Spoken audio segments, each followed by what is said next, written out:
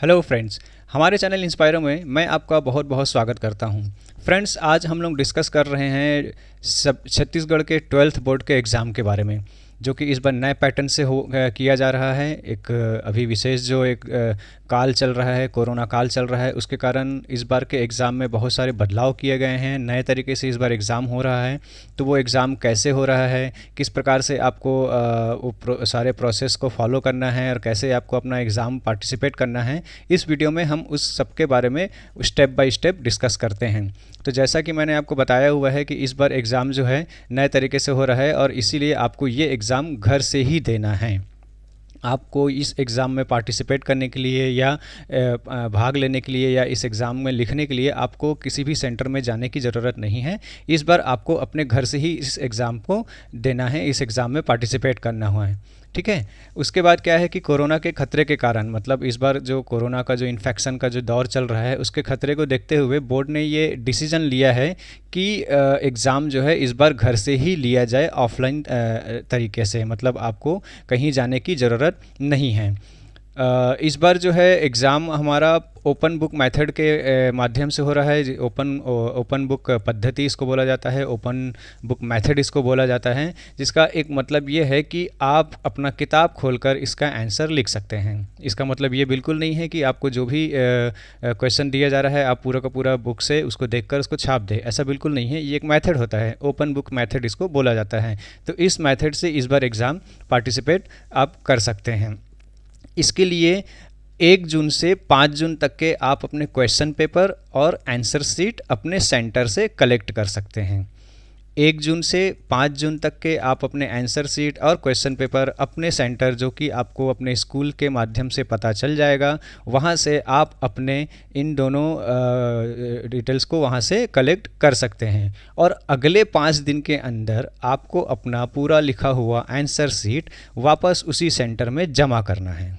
फिर से सुन लीजिए, 1 जून से 5 जून तक के आप अपने क्वेश्चन पेपर और आंसर शीट अपने नियरेस्ट सेंटर से कलेक्ट कर सकते हैं, और जिस भी दिन आप उसको कलेक्ट कर रहे हैं उसके 5 दिन के भीतर आपको अपना फिल किया हुआ लिखा हुआ आंसर शीट वहाँ अपने सेंटर पे जमा करना है। ठीक है। इसका मतलब ये है कि आपने मान लीजिए कि 1 जून को अपना आंसर शीट और क्वेश्चन पेपर कलेक्ट किया है, तो 5 दिन मतलब 6 जून तक के अनिवार्य रूप से आपको अपना आंसर शीट भरा हुआ लिखा हुआ आंसर शीट आपको जमा कर देना है। साथ ही साथ एक भी ध्यान रखना है कि जितने आंसर शीट आपने लिए हैं उतने पूरे के पूरे आंसर शीट आपको जमा करना है।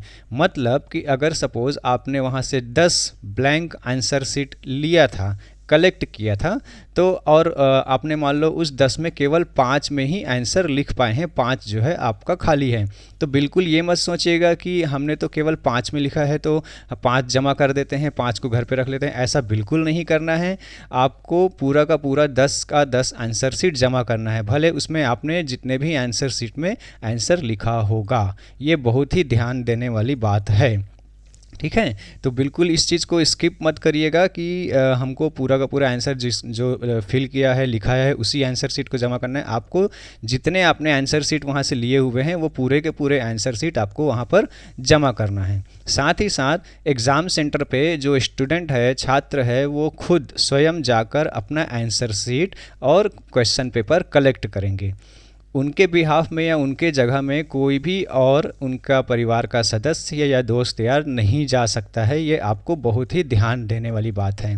वैसे तो वहाँ पर सेंटर पे वो स्टूडेंट्स को ही देंगे, लेकिन ये आप लोगों को भी इंश्योर करना है कि आपका जो क्वेश्चन पेपर और आंसर शीट है आप उसको कलेक्ट करने के लिए खुद जाएं। बिल्कुल ऐसी गलती ना करिए कि अपनी जगह किसी और को भेज दें, क्योंकि वहाँ पर क्या होगा कि जब भी आप जाएंगे तो आपको वहाँ रजिस्टर में साइन करना होगा, जिससे कि ये कंफर्म हो जाएगा कि जो भी संबंधित छात्र है परीक्षा से संबंधित, वो स्वयं अपने इन सारे सामानों को लेने के लिए आया हुआ है।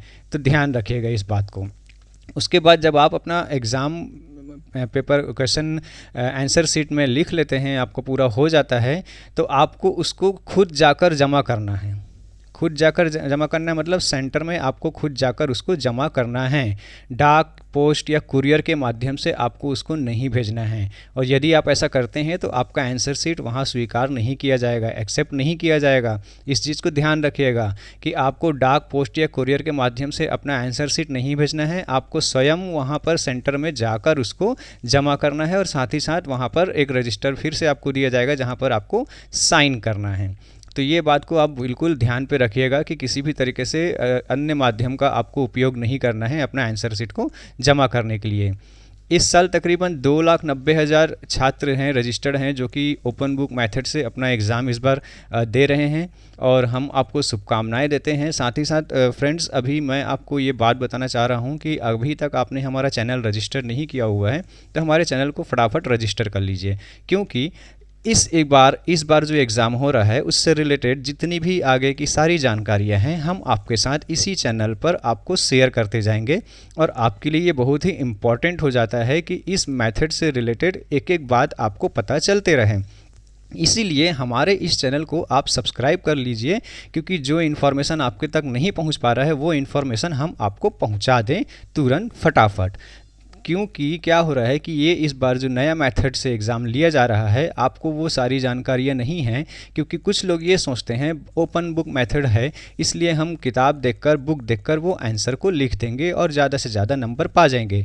दोस्तों, इस फेर में बिल्कुल मत रहिएगा, क्योंकि जिस किताब से आप पढ़ रहे हैं आप ये मानकर चल लीजिए कि जो भी जाँच करता है आंसर शीट का, उन्होंने भी उसी किताब को पढ़ा हुआ है। तो कोशिश ये करिएगा कि किताब को किनारे रखकर आप ईमानदारी से उस आंसर को, उस एग्ज़ाम को दें जिस प्रकार से आप सेंटर पे बैठकर देते हैं, तभी आपका वास्तविक मूल्यांकन होगा। किताब खोलकर अगर आपने आंसर लिख लिया तो आप एक प्रकार से गलत मूल्यांकन कर रहे हैं अपने साथ।